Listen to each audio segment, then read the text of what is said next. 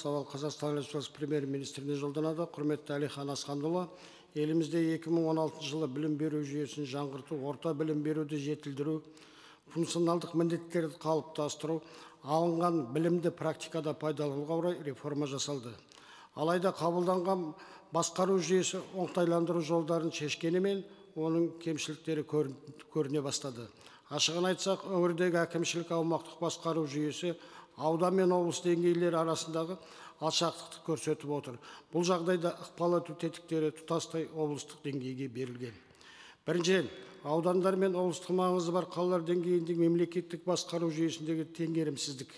Мәселен, облыстық білім беру басқармасының ведомствосына қатысты барлық білім беру ұйымдарының бірыңғай басқаруда білім беру саясатына мектепте аудан әкімдері ықпал ете алмайды. Бұл жергілікті маңызды бар мәселелерді шешуде жергілікті әкімдердің рөлі белгілі бір деңгейде төмендетті деуге болады. Бір сөзбен айтқанда, жауапкершілік болмаған жерде талап та азаяды. Осыған байланысты ведомстволық бағыныстағы мемлекеттердің кандидатураларын болашақта аудан әкімдеріне келісе отырып тағайындаған жөн деп есептеймін. Екінші, облыстық басқармалар қызметкерлері өңірдің барлық білім беру ұйымдарын түгелдей бақылай алмайтыны анық. Мәселен, оқу-ағарту министрінің мәліметі бойынша орта білім беру ұйымдарының желісі 7687 бірлікті құрайды.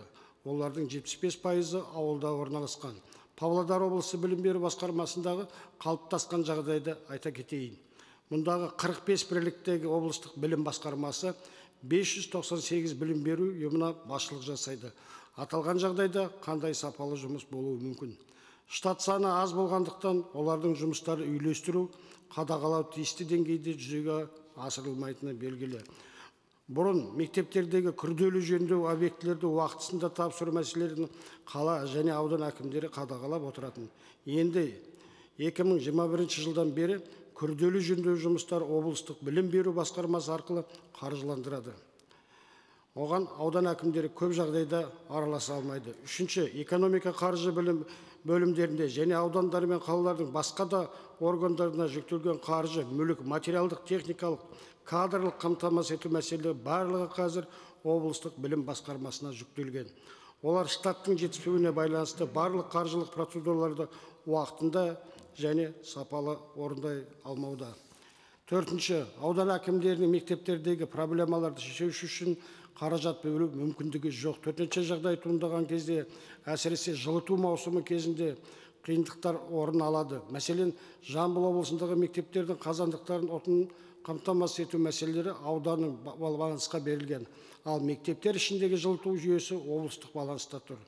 Бесінші, мемлекеттік сатып алу сапасын саласындағы заңнамаға сәйкес осы мәселе бойынша облыстық білім басқармасы мемлекеттік сатып алудың ұйымдастырушы бола алмайды.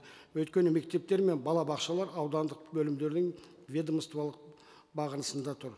Облыстық білім басқармасы барлық процесті жеке қаражаттың мақсаты пайдалануын физикалық тұрғыдан бақылай алмайды. Мұның бәрі сыбайлас жемқорлыққа алып келеді. Бұған Талдықорған қалалық бөлімі басшысының іс-әрекеті дәлел деп есептейміз.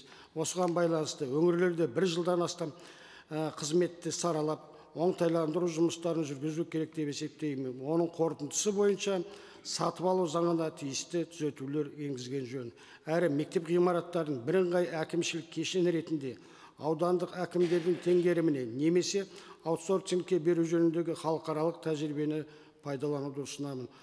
Олар мектептерді күтіп ұстауға, ағымдағы және күрделі жөндеулерге жауапты болады. Мұндай жағдайда педагогтар тек балаларды оқытумен айланысады. Сонда мұғалімдердің рөлі арта түседі, жалпы білім беру сапасы артады. Аталған мәселелер бойынша заңнамамен белгіленген мерзімде жазбаша түрде жауап қайтаруыңызды сұраймын. Сауалдың толық мәтіні жолданады. Рахмет.